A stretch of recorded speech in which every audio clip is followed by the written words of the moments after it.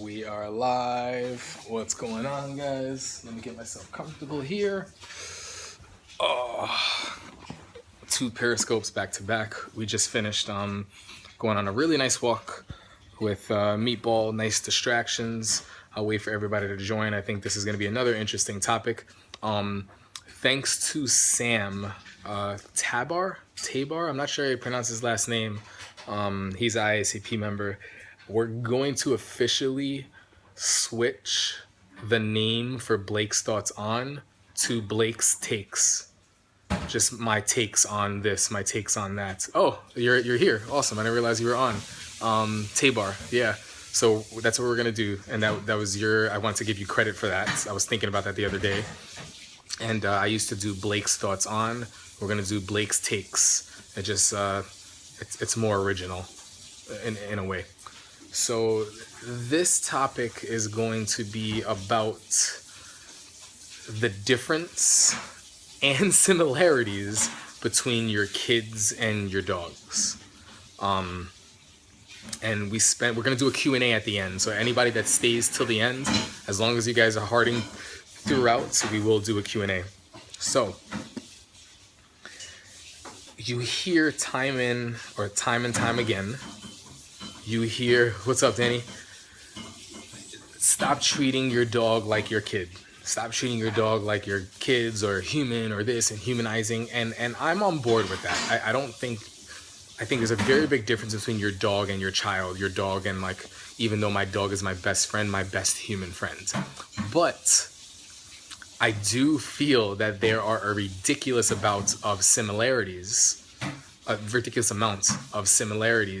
between what you would allow your kids to do and how you would allow your kids to act versus how you wouldn't.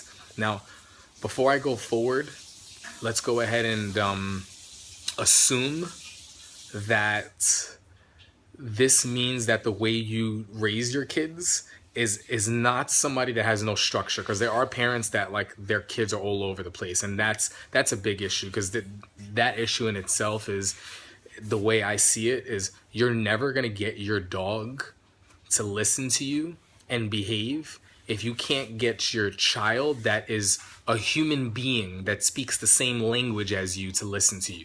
If you can't get through to somebody that you speak the same language to, we have bigger issues to address structurally and just everything, right? Because if you can't do that, how are you going to speak to an animal that doesn't speak your language, right? So that's in itself. So let's assume that when I say that, we're talking parents that are good parents, that have rules, that have structure, that allow their kids to do things, but also want them hanging out with certain groups, things like that. Good parenting, right? If you wouldn't allow your kids to act a certain way when they go into a guest house, or act a certain way when guests come over, that attitude, that mentality is no different than the approach that you should take with your dog. And for some reason, with most people, it's like there's an exception, and I don't know why. It's like, hey, we expect our kids, hey, be polite. We teach them how to say please and thank you. We teach them how to have manners, and we drill it all the time. And then when it comes to the dog, it's like, oh, that's just Sparky. Sparky just wants to say hi, and Sparky wags his tail. Give him 10 minutes, he'll settle. It's rude. You know what I mean? So I'm not going to go on about this too much, but it's just something to kind of consider, and something that I've actually been doing more with my clients lately is really putting things into perspective like that. Well, would you let your kids act that way? And it's like, no, why? Well, then your child is basically like your kid in a way. Obviously, there's differences, but don't let your dog do that. Do what you have to do to learn how to communicate to stop the dog from doing that. And then we get into steps to understanding how to address that and what's realistic. But first, as a client or as a trainer, I have to make my clients see why we're working on this. You wouldn't let your kid do that. You wouldn't let your husband do that. You wouldn't let your wife do that. You're looking for respectful behavior. We need to teach our dogs to be respectful. Certain behaviors, even if they like it and they enjoy it, are not respectful. If I'm over here talking to my guest who comes over and my kids are running around, jumping on me, pulling on my hair, or trying to play and being rude, it's not respectful. Doesn't mean that behavior is necessarily inappropriate. It's inappropriate for the time, for that time and place, right? And that's something that we have a lot of issues with. with our dogs. We go, oh yeah, but we let them do this. Yeah, you let them do it where it's appropriate.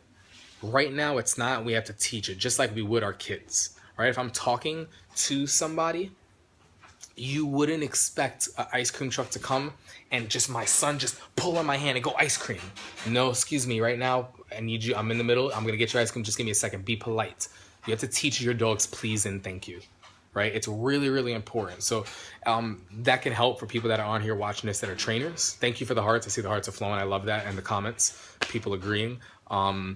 But it's also something to kind of just really consider if you are someone with a dog. It's like, okay, this is why I'm working on that. Because even though I know my dog innocently might love it and innocently might be just wanting to do this, the dog is never going to know better or understand that they shouldn't be doing that unless I'm here to help them. And if dog is man's best friend, we have to be their companion also. And I'm the one that should be teaching you how to exist in this crazy world that can be confusing, right?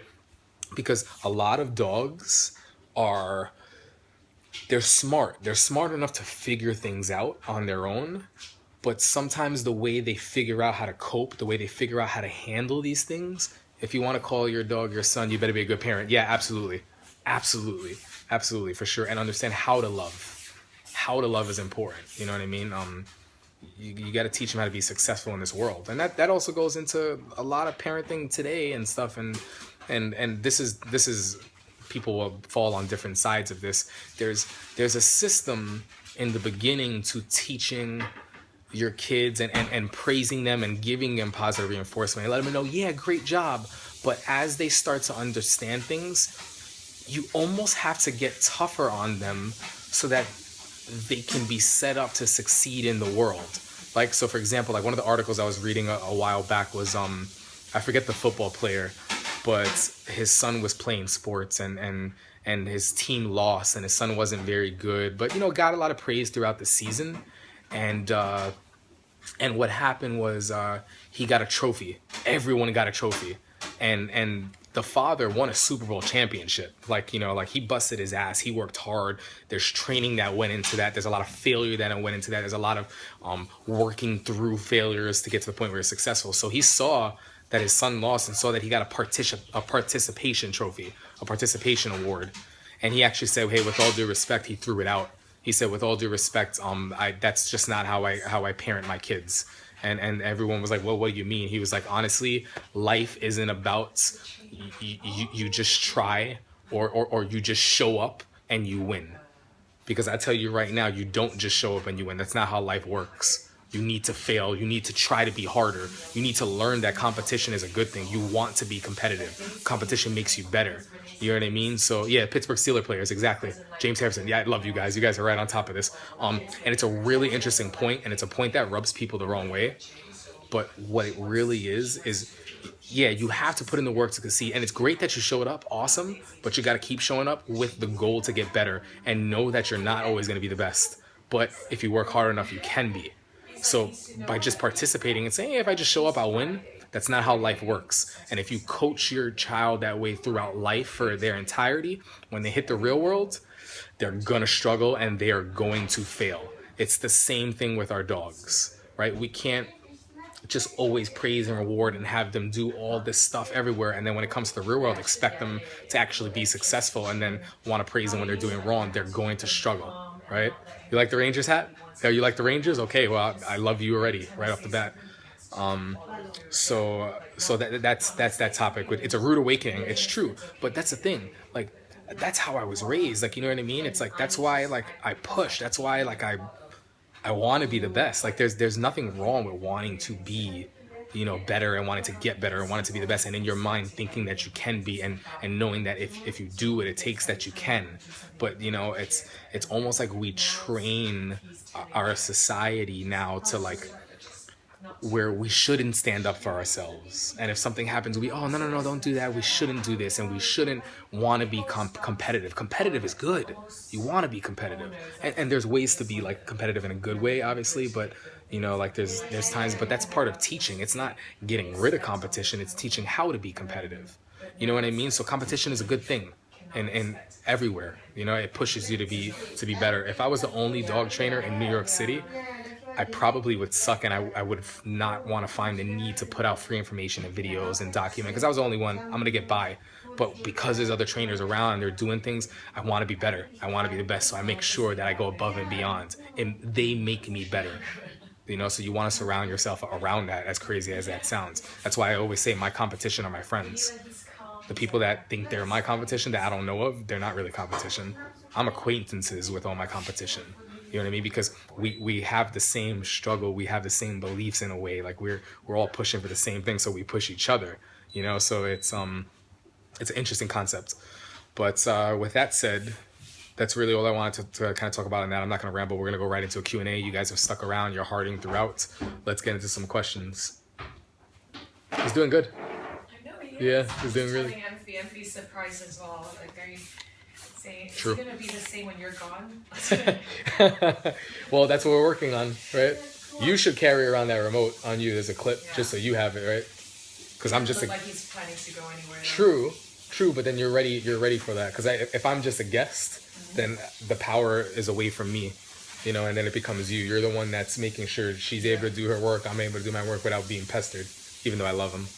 But usually, he's like just gonna stay still.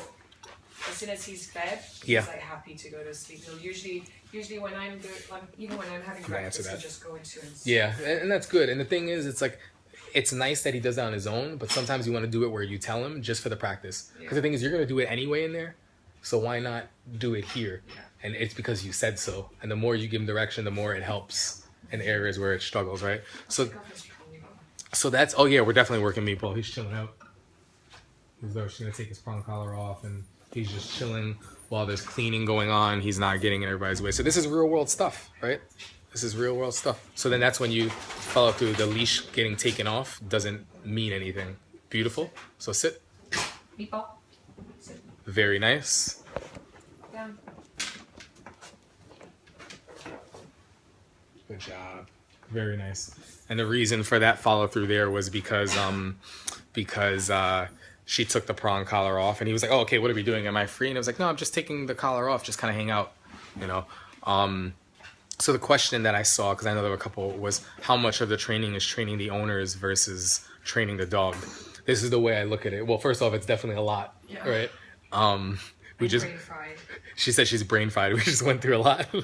It's a lot of impulse control for me too. For sure. Feed her. For sure.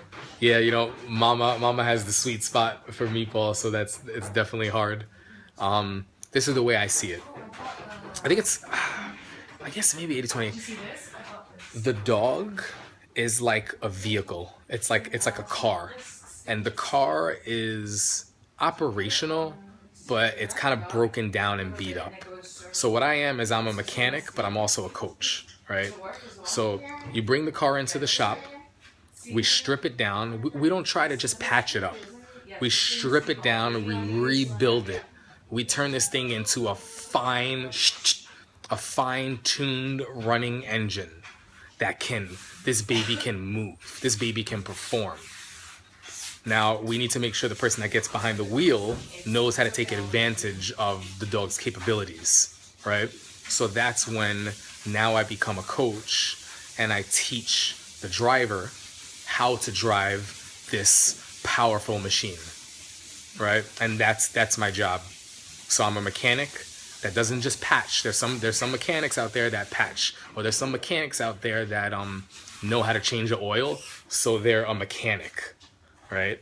I know how to change the oil on my car too. I'm by no means a mechanic. So there are a lot of dog trainers out there that do that. For me, a mechanic is someone that can totally, it doesn't matter what that problem is in that car, I know it. I've been, you're talking about vehicle problems, I can add mods to it, you know, and I can make it better, and I can totally fix what the issue is. But sometimes we have to strip everything down and start from scratch. And that's for some great stuff. And then it goes, yeah, this baby operates. She runs. Now let me teach you how to drive it. And sometimes you have to teach people how to drive stick, right? So that's that question. Yeah, exactly. Not all mechanics can rebuild. So then it goes into what type of mechanic are you? Are a mechanic that can change oil? That's great. But don't take on, this is where you have to also be fair. Don't take on a vehicle or a job that's beyond changing the oil. and take someone's money. That's a whole different topic in itself, right? But what other questions do we have?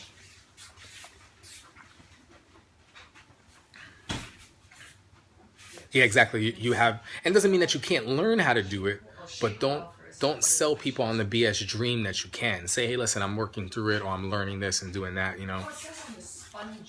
Because it's interesting too. I remember when I first started working with clients, I would look stuff up first.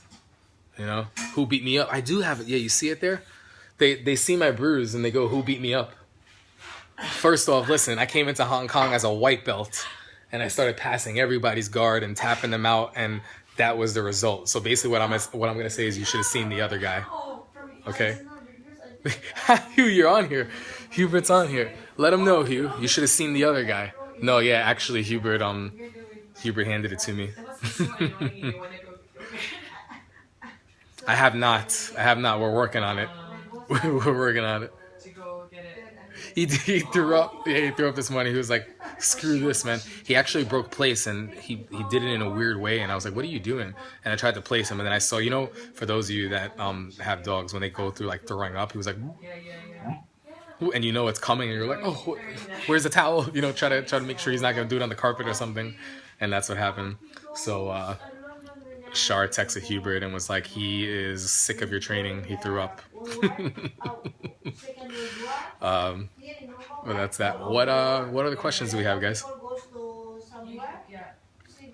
Now I have to show you my good side. I'm still ugly on this side, but yeah, it's healing. I also am beat up here too from before. I'm rough. Do you let dogs on your furniture? That's a great question. So okay, Smeeji, I want you to ask you that again in a second. I want to answer the furniture question. Here's my opinion, and everything is just always my opinion, right? But my opinion is what matters, in my opinion. So, as a trainer, and most trainers will say, listen, you don't want your dog on the couch. You don't want your dog on the bed. You shouldn't allow this. And there's a lot of validity to it because it makes your job easier, right? Because when a dog wants to do something or is used to doing something and you're going against what they want to do, that practice of giving a rule that didn't exist is good to kind of put into effect, because now your dog listens to you and gets used to doing that, right? So that's that. My answer, and I tell everybody this, it actually doesn't really matter if you let your dog up on furniture or couch, but you need to work that much harder and you need to know what you're doing. If you're gonna open up those doors, you gotta know how to close them, and you gotta see the little signs of how certain things where a dog feels entitled, or it can, I just do these things whether without your permission or not, it doesn't put you in a good position to have a dog already expecting to take direction from you. So you need to be good at what you're doing, and you need to be aware of what you're opening up. You know what I mean? That might have not been there if you had the rules. So for me, I'm gonna go ahead and say it doesn't matter, right? For me though, we do not let our dog on our furniture. We do let him up on the bed. Here's the thing though. This is a dog that, no, at night he sleeps on his bed, which is at the foot of our bed, like on the floor on the bottom. Lindsay lets him up. I don't really let him up. But when she lets him up, it's a dog that's not expecting to get up. It's not a routine. I'm gonna do that crate. I'm gonna do an entirely different Periscope on crating. I'm gonna get into that. And sometimes I might like invite him up. I'm not opposed to it, but it's not a regular thing where it's a habit, right? If I have the dog that's expecting it, oh, he just wants to get up, he's gonna be fine. That dog does not get up on the bed. The dog that comes into the room, lays down, goes to sleep, can kind of be independent on his own and kind of make the right choice, good. Every now and then we'll be like, hey, bud, come on up, and we invite him up. But he gets down, no problem. He's not possessive. He doesn't have like issues, guarding issues, or territorial issues, things like that. If I'm struggling with that, or if I would take advantage of the opportunities that I have, like the bed, to give direction and actually guide him. Because I don't have those issues, because I know what I'm doing, I can allow him to do those things. I can allow him to indulge a little bit more, because my dog's not the quote unquote alcoholic. So it's like, hey, does your dog drink? And it's like, no, he's in rehab. We actually don't even have alcohol in the house. And it's like, okay, how far along are you? Is there alcohol in the house, but it just doesn't drink? You know, so it's kind of like that. Like, my dog doesn't struggle with these issues because I see all the little things and I prevent them before they catch fire. Most dog owners and even some dog trainers don't see the catching fire. They don't see the fuse. They see it when it's too late, and then it's, oh, for me? Yeah. Thank you. Get the special treatment here.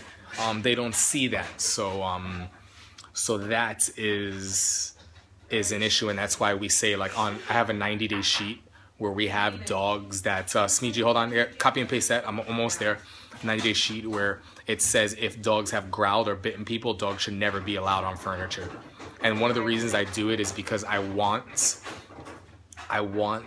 a client to know that, listen, I'm going to ask you to do some strict stuff, and that means 100%. And then sometimes I'm lenient with them. I go, listen, do it for 3 months, do it for 4 months, see where it gets you, see how it translates to other things. And then if you want to deviate from your diet, you want to deviate from that recipe, you can try it.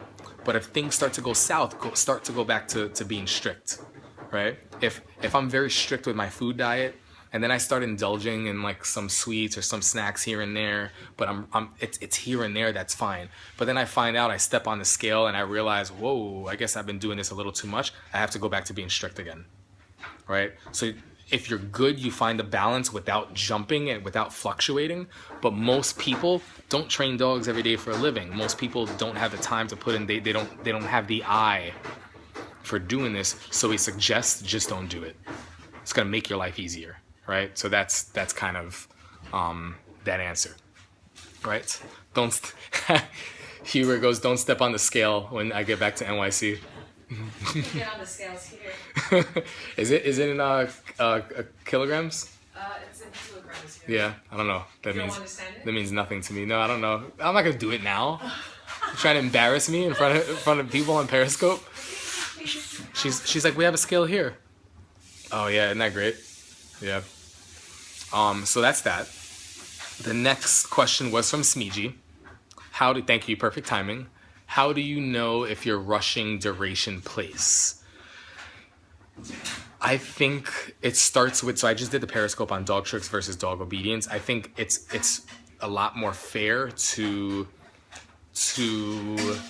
start place from a dog tricks point of view, working for their food, and then you add duration and you slow it down. And I've done Periscope on markers, good, yes, and nope, and how we use those markers with our training. So if you haven't seen it, I would definitely highly recommend and advise that you watch that. So if you go to katch.me, KATCH, Wi-Fi is great. KATCH, it explains those markers, so that's really important. And you work your dog for food. Then what you do is you set yourself up with successful tools, language. The leash is a language. The remote collar, maybe your spatial pressure that your dog understands, so that you can help them follow through, and you do it in small spurts. Within a week to 2 weeks to a month, you should have your dog being able to hold a 1 to 2 hour place. You should, but it doesn't start like that overnight. So you can start it with a commercial interval for your favorite half-hour show, and you do it every commercial, or you do it every time the show comes on, you place, and then when the commercial comes on, you release them. Or you can do it for every 2. You can, if I'm dragging a leash, I usually drag more than a 4 foot, just because it's easier when they're down there. I don't have to chase them. You could do it eventually for your favorite half-hour show. Then before you know it, you're doing it for like your favorite Quentin Tarantino, The Hateful Eight 3-hour movie. You know what I mean? Like that, you work your way up, you progress, and you do it every day. And before you know it, that's what it is. It is going to be a struggle, but that's important. You just got your mini educator. Awesome. That's really good. Yeah, so take your time with that. Don't rush it. Do not rush the process. Take your time. Work your dog for food. Teach your dog what to do. Do that every single day. And then you get to where you need to be. I have not been training for long. 1 month now. No, I'm just kidding. It's a tough question to ask. I've been training dogs for probably roughly around 10 years. My dog is 8. My dog is actually my first dog. That throws people for a loop. They're like, are you kidding me? You're doing all this and he's your first dog? So out of 8, I say 8 years, I say I've been training, right? Because with my dog and doing stuff, and I started walking around the time that I had my dog and stuff, and I had to train. But within the 8 years, I started my company 5 years ago. Within the 5 years, I opened up the training facility 2 years ago, or just a little under 2 years ago. Listen, I think one extra person joined. It was you, because everybody had already left. Gelman knows that. Jeff already knows the deal, okay? But yeah, the growth rate is crazy, but because my hours are crazy.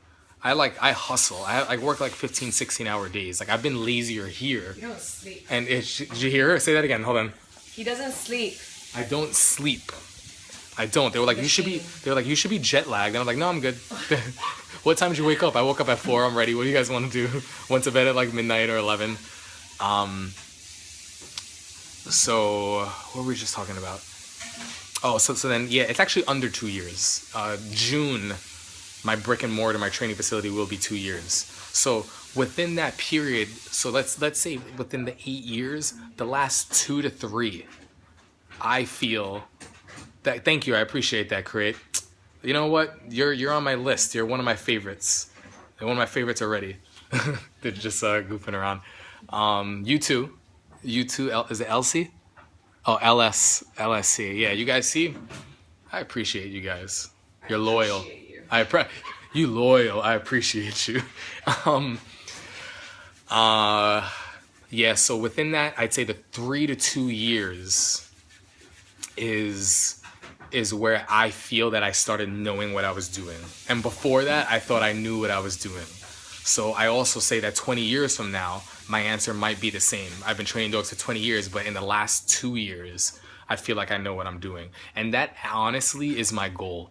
I'm not trying to know it all. And I think I'm pretty damn good at what I do, but I'm trying to get better and better and better so that 5 years from now, I can say, yeah, in the last year, like, I really know what I'm doing. And that's the goal, right? So that's that. As far as going back to the place, how do you know when you're forcing it? Sometimes you gotta push. It's trial and error, and a lot of times people don't want to hear that. It's like blowing up a balloon. When you push, in the beginning, you gotta push a little bit harder because you have to expand blowing that balloon. You know, when you blow a balloon, it's a little bit tough in the beginning, but once you get a little bit of expansion, you can kind of ease in. If you continue to blow with that amount of pressure in the beginning, the balloon will pop.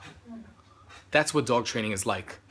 If you really want to go good, you do have to pressure dogs. You do have to push them, but you can't push them to the point where they pop.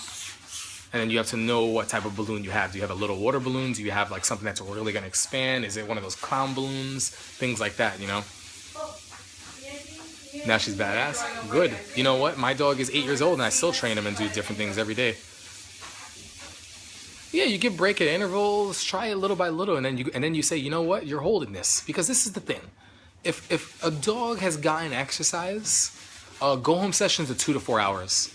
So all my work that I do, like whether it's a go-home session for a board and train or it's a in-house or something, 2 to 4 hours. You know what I mean? I think hourly sessions are really silly. I know a lot of dog trainers do it. The only time I'll do hourly sessions is if we get to a point where I've already worked with you, we've already had foundation, you already know all the lingo and things that I'm going to ask of you. So I say, we're just specifically going to work on this for an hour.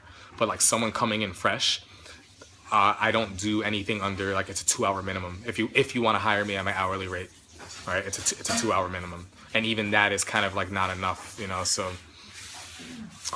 You know what? I don't think he does, but it's not too late to pull that up. If he gets Periscope, he can find it, share it on Catch It, and hashtag it or something. There's a way to do it. I know that. So that's that. But going back to the place thing, you got to know how to push. And then this is the thing. If you exercise your dog and you do stuff, it's better to try new things once your dog is fulfilled and complete to some like degree, right? And then you ask him to do stuff.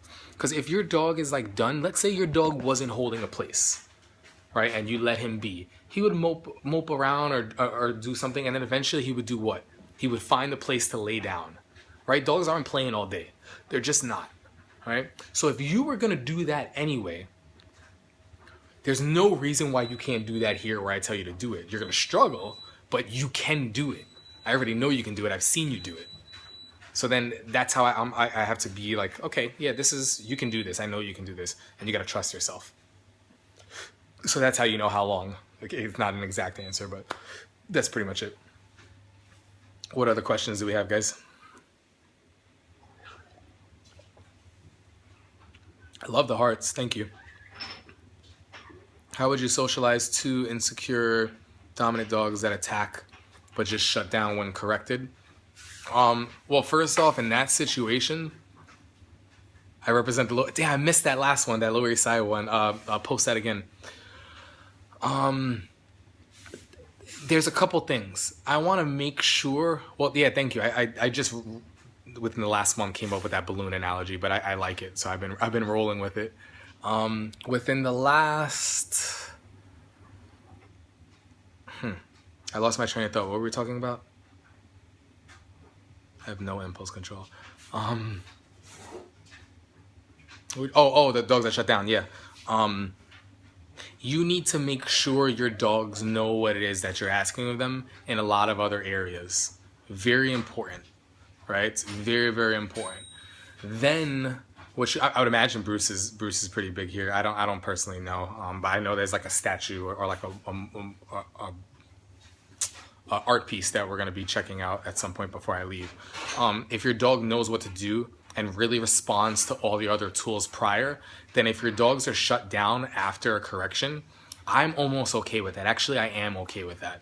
Because if I'm asking you not to do something and you're choosing to do it and then I correct it and you're nervous about it, I want you, there's a couple things. I want to make it clear that when you're nervous about choosing to act that way, not nervous about why that happened.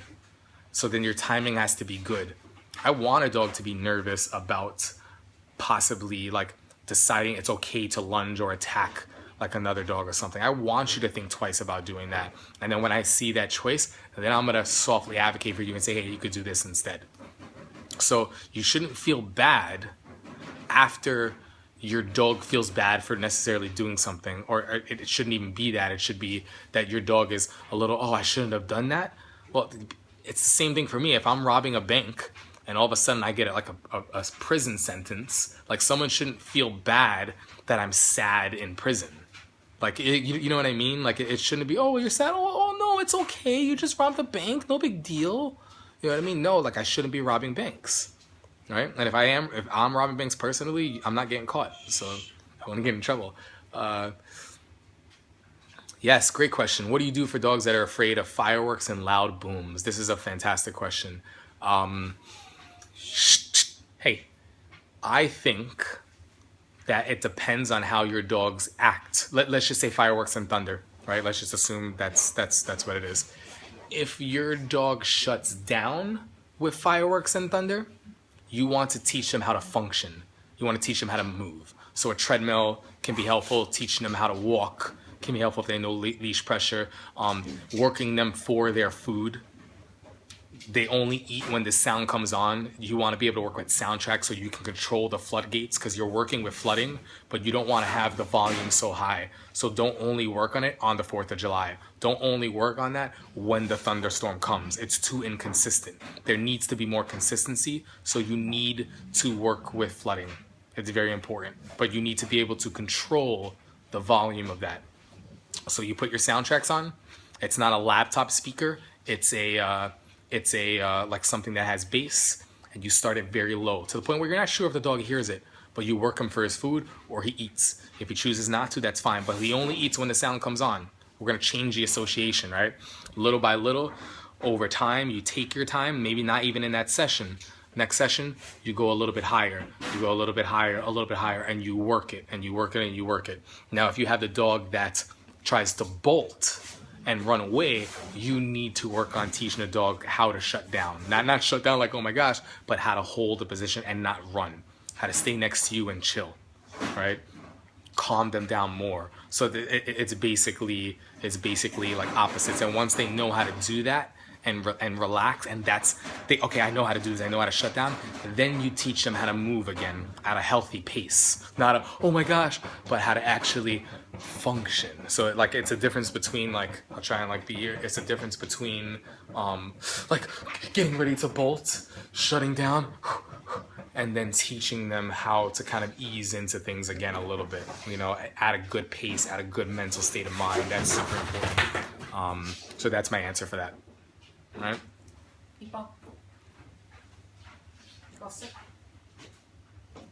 Keep it on. There, then it'll come off there. Yeah. Good, off there. Good. How to lower leash excitement, non-aggression, more wanting to greet. Did I train my brother? Yeah, for sure. And his dog trained them also. Do not beat up the guy who beat you up, or do not come back. No, I'm good. Leash reactivity. You know what I would suggest for that, because I would suggest going and watching our Dog Behavior Question Tuesday episodes, which are on our YouTube channel. If you watch those and you go through them, it will actually answer your questions more. How old is Meatball? 2? 2. Meatball is 2. That was a question. 2 years.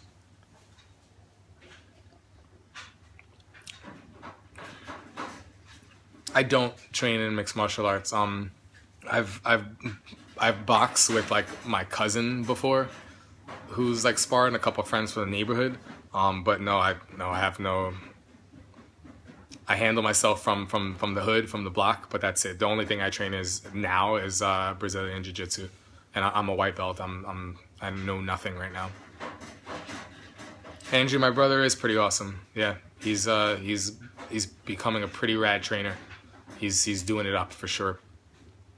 Proud of him. He's young.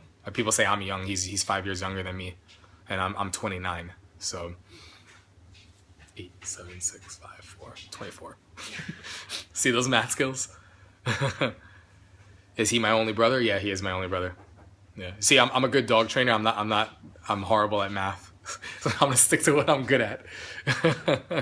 Yeah, he's rocking it for sure. Yeah. And a lot of that is through experience. It's working with me, and then it's that's a great question with the tone. I'll answer that. It's working with me, and then it's having a dog where you're immersed in it 24/7. In order to get good at something, you have to be around it all the time. You have to work it all the time. It has to be like a part of life to get really good, where you don't think about it anymore. It's like muscle memory, right? What was that last question I said I was gonna answer? Just now, I forgot. Oh, tone. Yes. So I don't use tone. You can. There's nothing wrong with it. It's a different way of training. It becomes sort of like a warning. My tone is my voice. And a lot of times I don't use the remote collar as like a warning. That's not how I teach it. It might become that later on down the road. Tone is very helpful and valuable for like electric fences and stuff, which are more like correction based. And you can also teach tone and do some other stuff, but it's just not what I do. It can confuse the average client more. So the reality is I don't use I don't need to use a lot of the tools that I do. I use it because it helps my clients be successful. So I also want to simplify it and keep it as simple as possible. That's why my clients are on mini educators. They're not on like pro or like easy, like 900s or 9000s, unless they're really like, they look stuff up, you know what I mean? Because I don't, the information I give them is already overwhelming. Yeah, Yoda, I will in a second. Enough. So I don't want to fluster them even more with like complicated things. I want to simplify it as much as I can, because I really don't think dog training is rocket science, but it is an art, and explaining the art can be overwhelming, right? My SFS program, Set Up for Success, are all 2 to 4 hour sessions. Sometimes I go over time, but it usually starts either in home or at the training center, and then it ends up being in home or at the training center at some point, and we space the first session and the second session 2 to 3 weeks apart, so they can work on, hey, down, meatball. Good job, buddy. So they can work on what we covered in the first session, so that way by the second session we can work on more and fine-tune some things. So that's, in a nutshell, that's how I sum it up. And it's a mixture of everything, me seeing, observing what's going on, me hearing, sitting down, talking with them, seeing the behaviors, and then seeing where I want to start based on what they know before addressing the problem. So more often than not, I'm spending time teaching them German because I need to speak German to them to teach them how to do something else. So before I teach them how to do that, let me make sure they understand German. And that's basically what more of training is for the average dog owner. They don't have the foundation that they think they know. They have the Petco Foundation or the PetSmart Foundation, which is like sit, treat, paw. And it's not, then it's like no offense to anybody, but that's not like the real world stuff that I teach. Why would one choose it over a board and train? Sometimes stripping down the vehicle is not a necessity, and sometimes the owners have they want to be more hands-on early on, and they have the time to put in the work of the foundation that's important, so we can work on that. You know what I mean? That's why somebody would do that. It really all depends, though. It really all depends. There's sometimes people want an SFS, and I say, listen, this is a board and train. There's sometimes people want a board and train, and I say, hey, listen, board and train will definitely be a good choice. You don't need it, though. An SFS might work for you. You know what I mean? So it really depends on what they're looking to work on and how much work needs to be done. Someone's coming in with their car to get a oil change and fix the ticking sound, and they think it's going to be, oh yeah, it's just the ticking is this, and then I open up and I see the ticking is because of this. I go, hey, listen, I hate to tell you this car's got to stay here overnight. It's not going to be an hour job like you thought, right? So lots of competition around here. Oh, I missed that. Type that again. Post that again.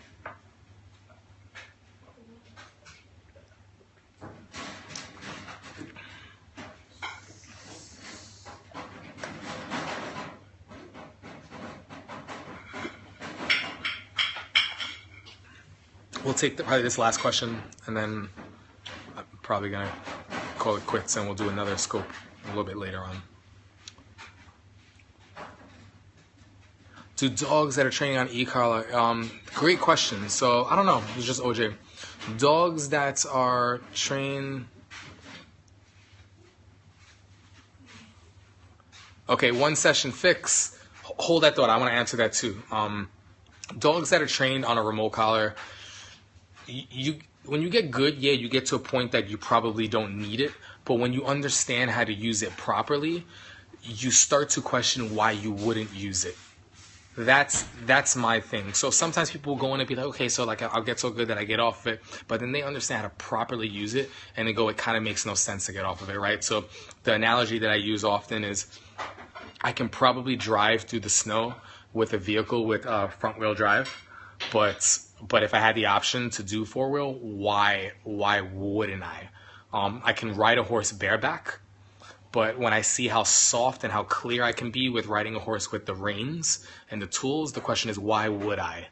You know what I mean? I can walk up the steps, the flight of steps to the 9th floor every day, but if I have the elevator handy, do I really want to do it? So it's a mixture of convenience, but at the same time, sometimes it makes things a little bit easier, right? So that's kind of my answer for that. So the next question was I think from Josh was, thank you guys, I appreciate that. Yeah, I heard it up. That you're doing well, awesome. If that's what it is for you, then I love that it's that meaningful for you guys, because I can only hope that it is. The one session, one fix. It's sort of a gimmick, but it's sort of true. You know what I mean? And this is the thing you have to realize, right? So, and I use this example a lot. the go in and fix the problem is kind of like the Cesar Millan, not the Cesar Millan approach, the Cesar Millan show approach, right?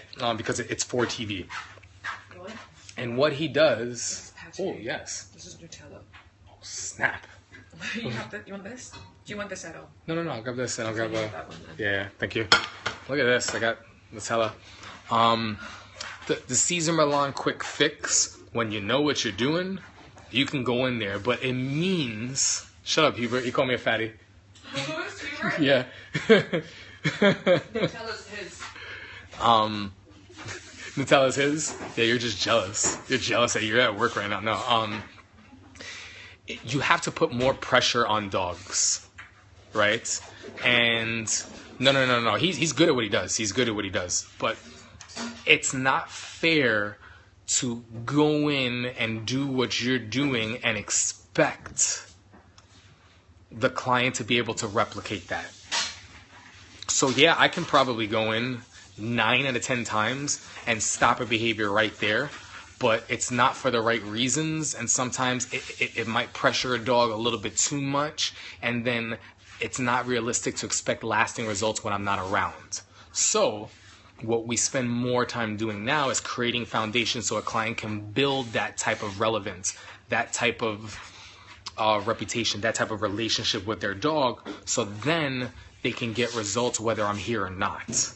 And that's the ultimate goal, which takes more time. You know what I mean? So, because at the end of the day, you're paying me to fix your dog. Yeah, I'm going to go in, I'm going to stop your dog. But if you're not able to do it, it's kind of pointless. So there are some things, like if a dog's pulling on a leash, I'm going to stop that within the first session. I don't care how badly the dog's pulling. I can do that. It might take you more time as a client to work on the mechanics of how I did it that seems so easy, but you got to remember I do it every day. Right? I do work with a lot of deaf dogs. Remote collar training for deaf dogs is a total game changer. So you can create, to an extent, you can create like the understanding. Hey, this is what you do. This is how you do it and stuff. I for the Periscope, I want to have more of a plan. I'm not sure what I want to talk about yet. I want it to flow a little bit more, but I'll definitely do Q&As and stuff at the end because I think everybody will appreciate it. I got to figure out a topic that's going to be appealing for everybody, you know? Hey. So that's like, yeah, you can definitely do it within those 1 or 2 sessions, but sometimes it's also you can cover everything within those 1 or 2 sessions, and then it's time for people to start applying it, right? So this is what we're going to be working on. This is what you have to apply. So that's pretty much it, right? And I hope to see everybody at IACP, and if you're not an IACP member or you've never been to conference, I'm going to be speaking. It's my first time speaking. It's a big deal for me.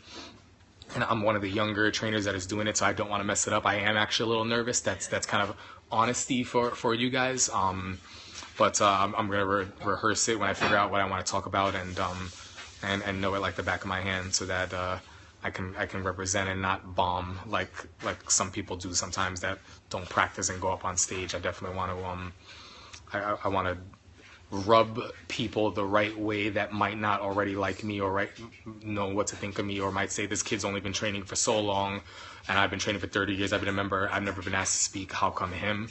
So I want, by the end, if they didn't think about me or something, or didn't think a certain way, they go, you know what, I actually see what some people see in that kid or that guy. After listening to him, I kind of admire, you know, where he's coming from, or I get him. I didn't know what to think of him, because people always talk, you know what I mean? So, yeah, I know. So that's that. Hey guys, I'm gonna end this, and thank you so much for watching. We'll be doing more of these scopes, Blake's takes, and lots more. Meatball says bye. Hold on one sec. There's my boy. And yeah, see you at conference. So IACP, International Association of Canine Professionals. It's going to be in California this year. And look that up. The website is Canine Professional. Thank you. Somebody goes so handsome. They were talking about him though. Canineprofessionals.com. It's going to be in California this year. I'm speaking twice, which is a big deal. Some people only speak once. It's a 2-hour block. So I basically have to entertain you guys for 2 hours. I gotta make sure it's good, and I not say and have it be super smooth. All right. All right, guys, I'll see you on the next scope, and hopefully see you at ISAP. And if you weren't planning on going or you didn't know about it, it'd be really cool that you can say I'm here because of Blake, or Blake turned me on to this and stuff. So they can go, wow, you know what? Not only did this guy speak, but he's bringing people to the association, which is pretty cool. So I would appreciate that just as much as I appreciate the scope and the hearts. All right, guys, enough rambling. Later.